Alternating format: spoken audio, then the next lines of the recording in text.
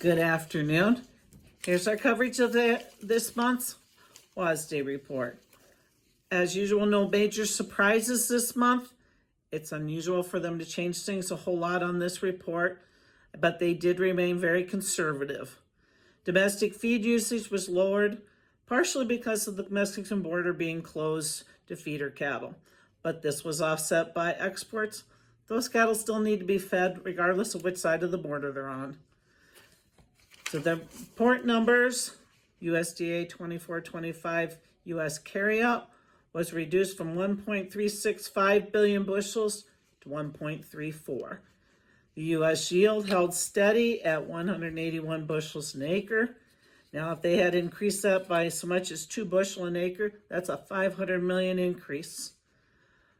The USDA 25 U.S. production was reduced from 15.82 in June to 15.705. The 25-26 U.S. carryout was also reduced from June from 1.75 billion bushels to 1.66. That leaves the world carryout for 25-26 reduced from 275.24 million tons to 272.08. Crude was up 3% this morning, partially on fears that the tariffs with Canada could cause a supply shortage later this year. Crop conditions weigh.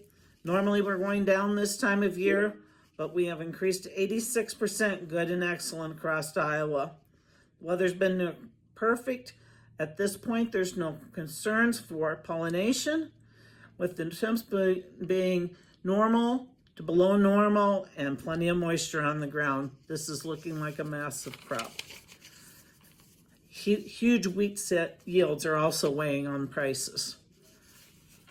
Beans, increase in exports and decent sales, but they left the new crop virtually unchanged. Raised crush demand, but offset that with lower export numbers.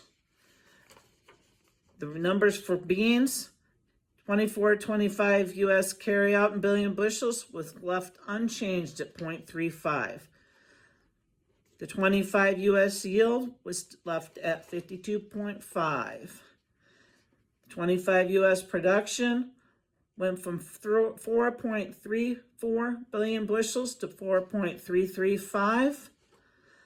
The U.S. 25-26 carryout remained at 0.898 billion bushels, and the 25-26 world carryout decreased from 262.76 million tons to 261.52. So again, no major concerns here today. Prices are being reflected with good weather and the annual cleaning out of bins at this time of year, but we still have a long ways to go before this crop is in the bin.